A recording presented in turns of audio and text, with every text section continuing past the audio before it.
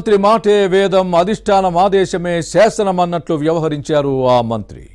ప్రతిపక్ష నేతలపై ఘాటైన విమర్శలు చేయడంలో ఘనాపాటి. హైకమాండ్ పావలా వంతు తిట్టమంటే రూపాయి పావలా తిట్టే నేతగా ముద్రపడ్డారు.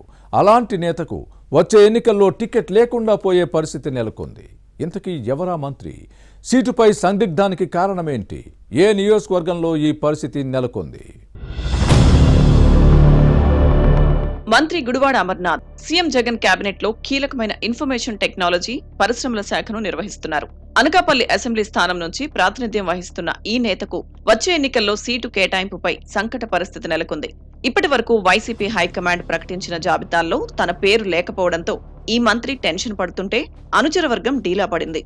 ఫ్యాన్ పార్టీ అధినాయకత్వానికి వీర విధేయుడనే పేరున్నా టికెట్ సంపాదించలేకపోవడంపై పలు అనుమానాలు వ్యక్తమవుతున్నాయి. హైకమాండ్ నుంచి వచ్చిన స్క్రిప్ట్ ను చదివి ప్రతిపక్ష నేతలపై ఘాటైన విమర్శలు చేయడంలో గుడివాడ అమర్నాథ్ మహా దిట్ట అనే ప్రచారం ఉంది.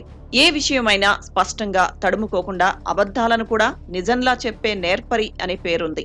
అందుకే టీడీపీ అధినేత చంద్రబాబును కానీ, జనసేనాని పవన్ కళ్యాణ్ కానీ గట్టిగా విమర్శలు చేయాలంటే పార్టీ అధినాయకత్వం ముందుగా ఈ మంత్రినే రంగంలోకి దింపేది.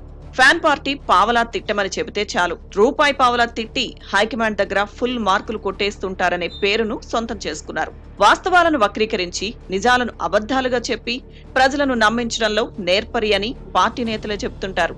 అందుకే ఫ్యాన్ పార్టీలో చాలా మంది సీనియర్ నేతలున్నా వారందరినీ కాదని గుడివాడ అమర్నాథ్ ని మీడియా ముందుకు పంపుతారు. హైకమాండ్ అంచనాలకు ఎక్కడా తగ్గకుండా రాజకీయ ప్రత్యర్థులపై రెండాకులు ఎక్కువే విమర్శలు చేసి జగన్ దగ్గర మంచి పేరు కొట్టేశారని పార్టీలో ఒక వాదన ఉంది. ఫ్యాన్ పార్టీ అధిష్టానం దగ్గర ఈ యువ మంత్రికి మంచి పరపతి ఉన్నా టికెట్ విషయంలో క్షవరం తప్పదనే టాక్ నడుస్తోంది. ఇప్పటి వరకు టికెట్ ఖరారు కాకపోవడంతో అనుచరుల్లో తీవ్ర అసంతృప్తి నెలకొంది. ఇటీవలే అనకాపల్లి జిల్లా పిసిన్కాడలో నిర్వహించిన వైఎస్ఆర్ చేయూత సభలో తనకు టికెట్ ప్రకటిస్తారని గుడివాడ అమర్నాథ్ గంపెడాసలు పెట్టుకున్నారు. కానీ ముఖ్యమంత్రి ప్రసంగం చూసి నీరుగారిపోయారు. అనకాపల్లి అసెంబ్లీ నియోజకవర్గం సమన్వయకర్త మలసాల భరత్ కుమార్, మంత్రి గుడివాడ అమర్నాథ్ ఇద్దరూ తనకు తమ్ముళ్ల లాంటి వారని జగన్ చెప్పుకొచ్చారు. అంతేకాదు, భరత్ ను ఎమ్మెల్యేగా పోటీకి దింపుతున్నామని ప్రజలు ఆశీర్వదించాలని కోరడం చర్చనీయాంశంగా మారింది. ఇదే సమయంలో మంత్రి గుడివాడ అమర్నాథ్ ను గుండెల్లో పెట్టుకుంటానని చెప్పడంతో ఈ మంత్రి అనుచర వర్గం డీలా పడిపోయింది. దీన్ని బట్టి పరిశీలిస్తే వచ్చే ఎన్నికల్లో టికెట్ ఇవ్వకపోవచ్చనే అనుమానాలు వ్యక్తమవుతున్నాయి. ఇందుకు కొన్ని ఉదాహరణలు కూడా ఉన్నాయి. మాజీ మంత్రి దాడి వీరభద్రరావు తన తనయుడు రత్నాకర్ తో కలిసి 2019 ఎన్నికలకు ముందు వైసీపీలో చేరారు.